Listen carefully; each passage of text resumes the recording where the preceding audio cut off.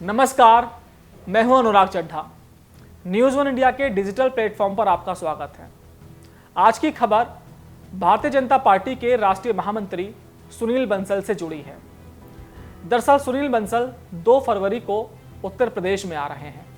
चुनावी रणनीति जो उन्होंने बनानी है, ये वही सुनील बंसल है जो करीब 9 साल तक उत्तर प्रदेश में रहे और इनके बारे में कहा जाता है कि जहां भी ये जाते हैं वहां पर भारतीय जनता पार्टी की जीत के लिए जमीन तैयार कर लेते हैं।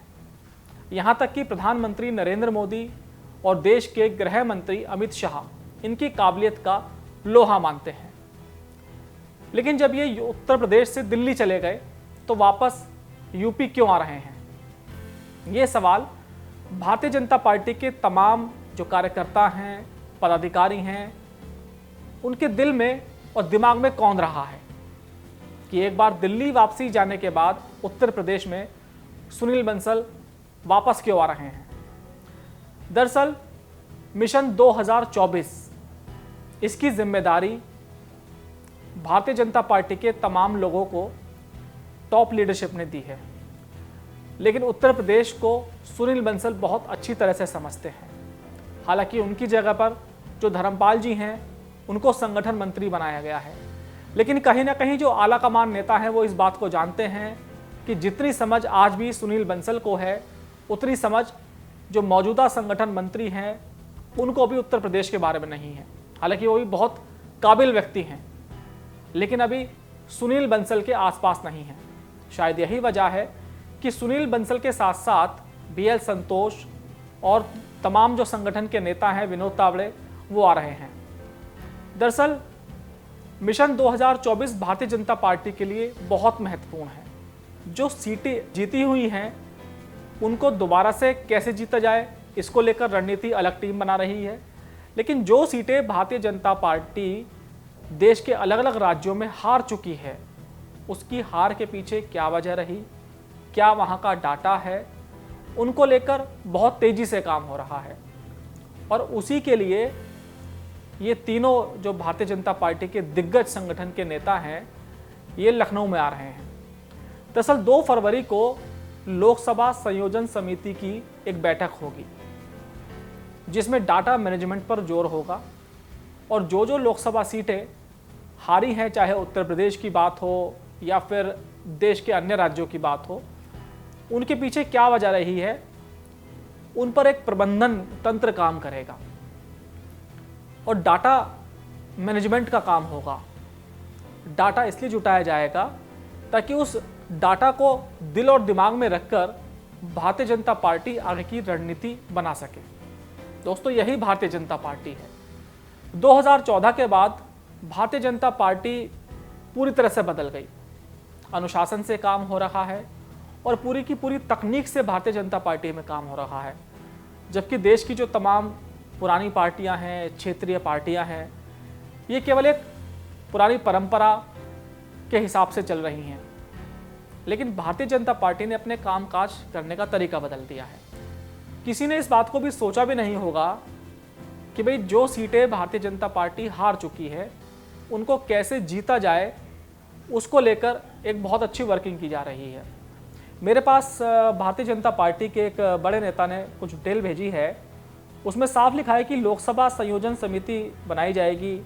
इसके अलावा जो चुनाव प्रबंधन एक्सपर्ट है वो रखा जाएगा और महिलाओं की एक विशेष टीम बनाई जाएगी जो इन इलाकों में जाकर काम करेगी।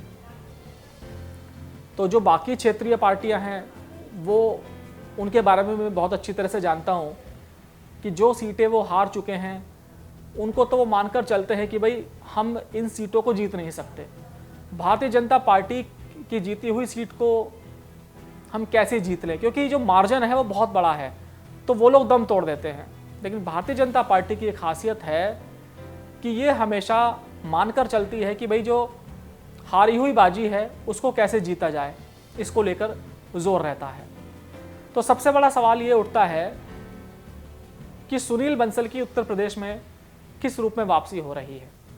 यहाँ पर संगठन मंत्री धर्मपाल जी हैं, तमाम क्षेत्रीय अध्यक्ष हैं जिनको पूरी समझ है, तो आखिर सुनील बंसल के नाम पर दाव क्यों खेला जा रहा है? दोस्तों, मैं भारतीय जनता पार्टी को जितना समझता हूँ उसके अकॉर्डिंग जो उत्तर प्रदेश के कार्यकर्ता हैं वो अभी भी सुनील बंसल के बहुत टच में रहते हैं, और भले ही उनसे उत्तर प्रदेश का दायित्व छिन गया हो, लेकिन यहाँ का मोह उनसे अभी नहीं छूटा है। इसी वजह से चाहे उत्तर प्रदेश में शादी समारोह हो या कुछ और कार्यक्रम हो, उनके बहाने सुनील बंसल यूपी से कनेक्ट रहते हैं।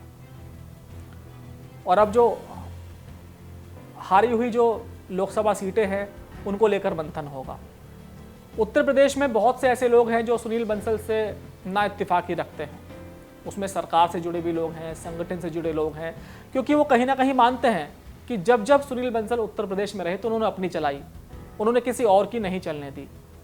भले ही भारतीय जनता पार्टी ने उत्तर प्रदेश में रिकॉर्ड तोड़ जीत हासिल की, लेकिन इसका जो श्रेय है लोग सुनील बंसल को नहीं देते। इसका श्रेय देते हैं प्रधानमंत्री नरेंद्र मोदी को, अमित शाह को।